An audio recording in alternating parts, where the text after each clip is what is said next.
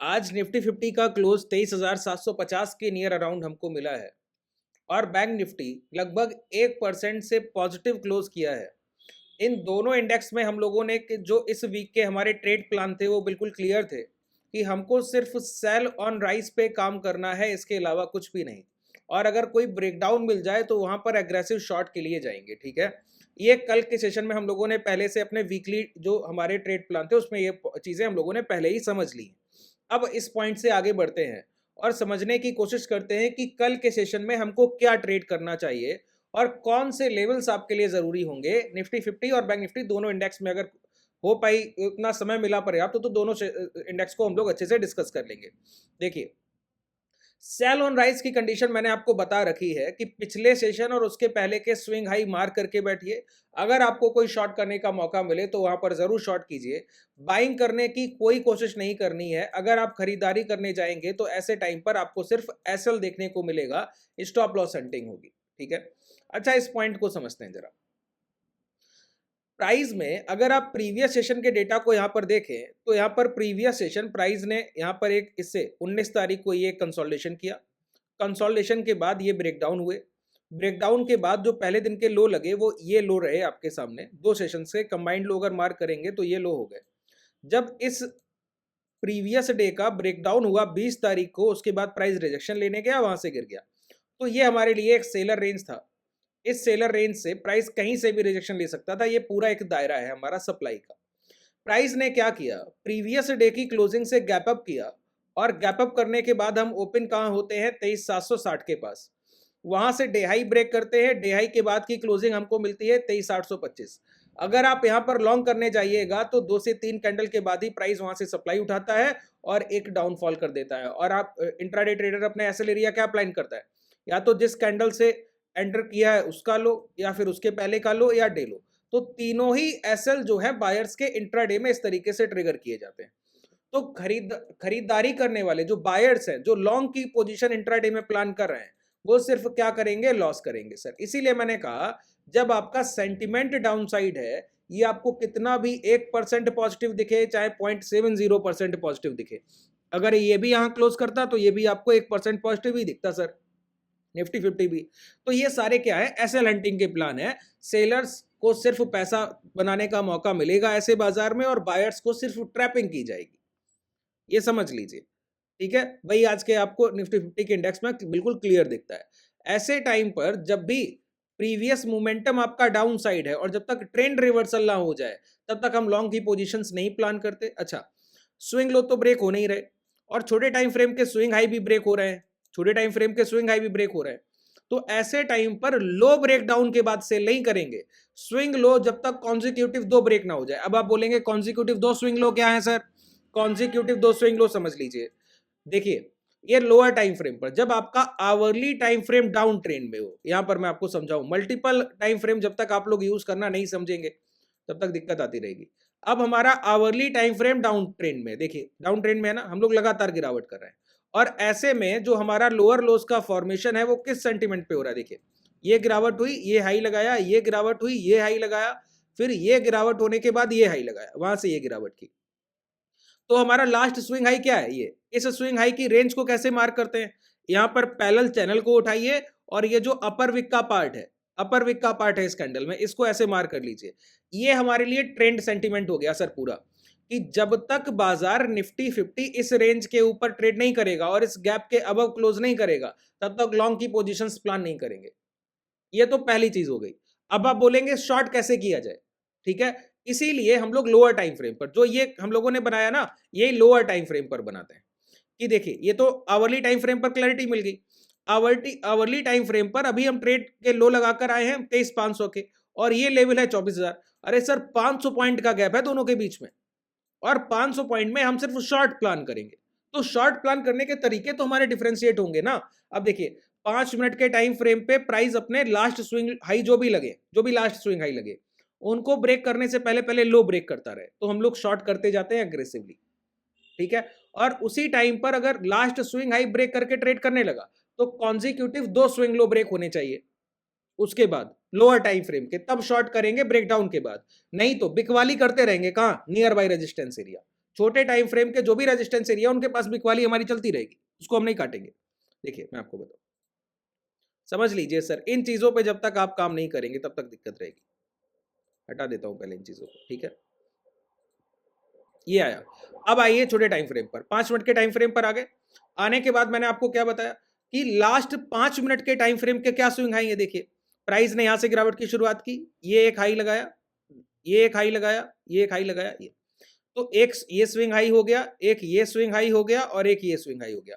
Price ने क्या किया, यहां से गैप अप किया और इस स्विंग हाई को ब्रेक करके ट्रेड किया, ब्रेक करके ट्रेड किया और इस स्विंग हाई के ऊपर भी क्लोज करने लगा। तो जब दो स्विंग हाई निकल गए लास्ट के लोअर टाइम फ्रेम के, तो ऐसे टाइम पर हम लोग क्या करेंगे, इस ब्रेकडाउन के बाद शॉर्ट नहीं करेंगे। क्यों? अब हमको चाहिए मल्टीपल कंफर्मेशन भी डाउन साइड एग्रेसिवली गिरावट के लिए।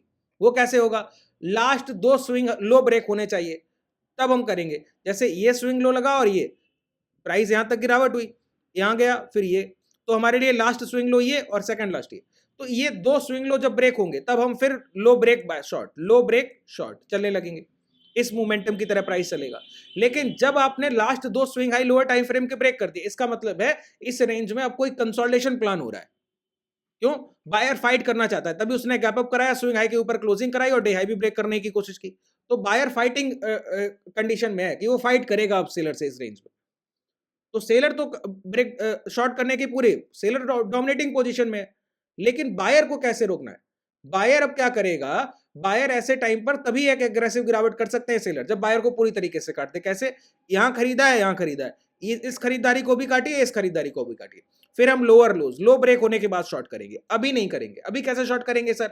अभी स्विंग हाई के पास शॉर्ट करेंगे जहां मौका मिलेगा।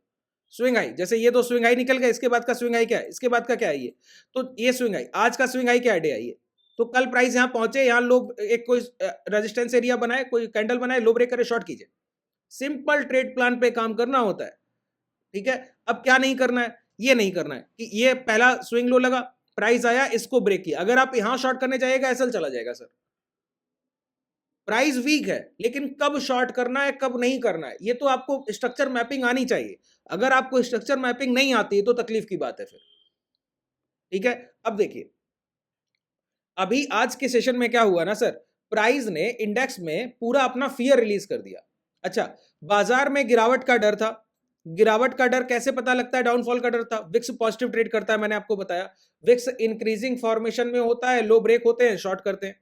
आज के टाइम पर क्या था कि विक्स नेगेटिव डिक्रीजिंग फॉर्मेशन में था, 10%, 10.5% नेगेटिव क्लोज किया है, ठीक है।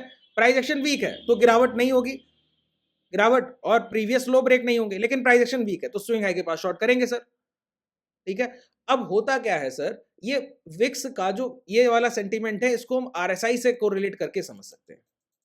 देखिए, बाजार में बहुत गिरावट का डर था और विक्स लगातार बढ़ता जा रहा था, लगातार विक्स बढ़ता जा रहा था।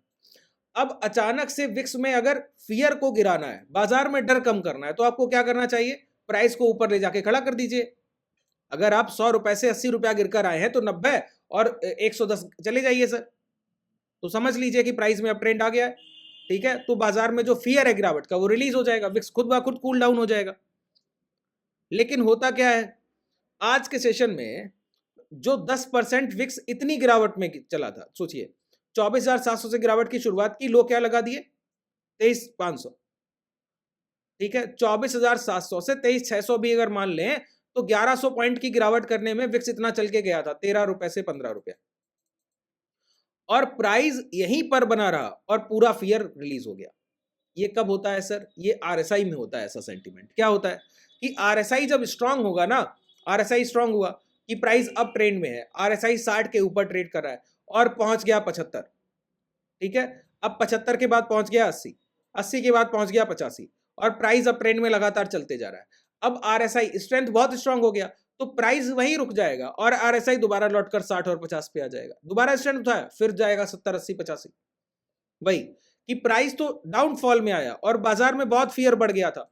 अब प्राइस ने तो वहीं रुक गया, प्राइस बहुत ऊपर चल के नहीं गया, 0.70% पॉजिटिव क्लोज किए। इससे बड़ा तो मॉर्निंग में गैप अप किया था सर, यहीं गैप अप के जहां खुले थे वहीं क्लोज कर दिया है, ठीक है। और लेकिन विक्स पूरा जो फियर था बाजार में वो पूरा कम कर दिया। अब दोबारा फियर अगर बढ़ा तो दोबारा डाउनफॉल यहीं से, या तो आप 10% विक्स को यहाँ नेगेटिव करते तो प्राइस कम से कम 2 ढाई 3% 4% चल के जाता कि नहीं जाता, अगर 3-3 4% विक्स डेली नेगेटिव होता तो।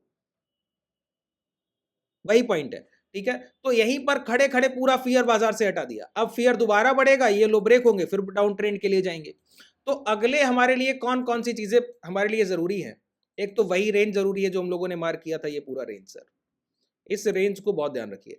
जब तक इस रेंज के ऊपर प्राइस नहीं निकलता, ये पूरा सप्लायर रेंज, पूरा सप्लायर रेंज, इसके पास प्राइस जाकर आपको कोई भी नेगेटिव स्ट्रक्चर बनाए, शॉर्ट करने का कोई भी सेटअप, प्राइस राइज करके जाना चाहिए। राइज प्राइस समझते हैं, चल के जाना चाहिए।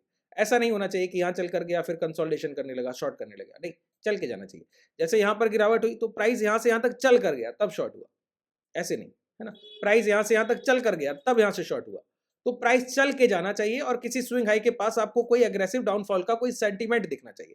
एटीएम हाई लगा लीजिए, डबल कंफर्मेशन, जैसे यहाँ पर है एटीएम से डबल कंफर्मेशन मिलेगा आपको, 2 मिनट के टाइम फ्रेम पे लगाइए, अभी मिलेगा सर, ठीक है। तो डबल कंफर्मेशन वो मिलता है, एक बार एटीएम के नीचे आके प्राइस दोबारा आ जाए और चल के पहले जाना चाहिए तो शॉर्ट कीजिए, वहां पर सेल ऑन राइज का प्राइस है। हाँ, 2 मल्टीपल ब्रेकडाउन चाहिए, मल्टीपल ब्रेकडाउन स्विंग लो के।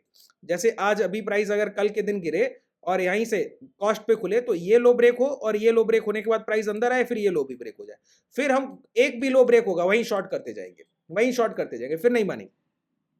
अभी स्विंग लो ब्रेकडाउन पे शॉर्ट नहीं करना है, शॉर्ट कहां करना है? हाई के पास, महंगा भाव बेचना है, सस्ता होता हुआ भाव नहीं बेचना है, ये बात ध्यान रखिए। क्योंकि आज ही हमने विक्स में 10% का करेक्शन देखा, फियर को रिलीज किया है बाजार में, तो सप्लाई उठाने हायर प्राइस पे जा सकता है क्योंकि भाव बहुत सस्ता हो गया। बात क्लियर हुई? तो इस तरीके से तो कल के सेशन के लिए इस रेंज के अबव जब तक क्लोज नहीं करेगा तब तक हमारे हायर डायरेक्शन के कोई ट्रेड प्लान नहीं है निफ्टी 50 में। दूसरा पॉइंट, लोअर साइड इस रेंज को जब तक ब्रेक नहीं करेगा तब तक हम शॉर्ट लोअर लोस पे नहीं करेंगे, स्विंग हाई के पास शॉर्ट करेंगे। तो सेल करने की अपॉर्चुनिटीज आप कहां देखेंगे? इंट्राडे के स्विंग हाई के पास सेल करने की अपॉर्चुनिटीज देखेंगे और 5 मिनट के टाइम फ्रेम के ये सारे रेजिस्टेंस एरिया आपकी मार्किंग है, ठीक है। और प्राइस अगर स्विंग हाई के पास से शॉर्ट हो और देर रोको, ये स्विंग लो ब्रेक ना करे, तो यही कंसोलिडेशन रेंज में प्राइस कल का पूरा दिन भी गुजार देगा और इसी प्राइस का पूरी तरीके से क्या होगा? रिपीटेशन हो जाएगा। बात क्लियर हो गई? तो आज के प्राइस एक्शन को ध्यान रखिएगा। आज के प्राइस में क्या क्या कॉमन है सर? प्राइस ने अपना डे हाई ब्रेक किया, डे हाई ब्रेक करने के बाद जैसे ही अंदर आया वहां से शॉर्ट हो रहा है। ये कल भी मैंने आपको ये प्राइस एक्शन समझाया ही था, ठीक है। इन चीजों को ध्यान रखिएगा, बहुत छोटे छोटे से की पॉइंट हैं। जितनी चीजें मैं आपको बता रहा हूं लॉजिकल, बिना किसी इंडिकेटर को आपको ट्रेड करना सिखा रहा हूं, ठीक है। बहुत ध्यान से कल के प्राइस में बैठिएगा, कल के बाजार में, और लाइव मार्केट इंडेक्स को एक्सपीरियंस कीजिएगा। उसके बाद कल का सेशन दोबारा से कीजिएगा, शाम को दोबारा से हम लोग देखेंगे कि अगले दिन नेक्स्ट ट्रेडिंग सेशन के लिए, वेडनेसडे के लिए हमारे क्या ट्रेड प्लान होंगे। उम्मीद है आपने बेहतर तरीके से चीजों को समझा होगा। अगर कोई सुधार की गुंजाइश आपको लगती है तो कमेंट सेक्शन में आप बता सकते हैं। अगर कोई डाउट रह गया उसको भी कमेंट सेक्शन में बता सकते हैं। अगर आप हमसे जुड़ना चाहें तो डिस्क्रिप्शन में आपके पास टेलीग्राम का लिंक है, व्हाट्सएप कम्युनिटी का लिंक है और उसके साथ ही सर कॉन्टैक्ट डिटेल भी है। कॉन्टैक्ट डिटेल से आप डायरेक्टली हमसे कॉन्टैक्ट करके भी जुड़ सकते हैं। शुभ रात्रि, धन्यवाद।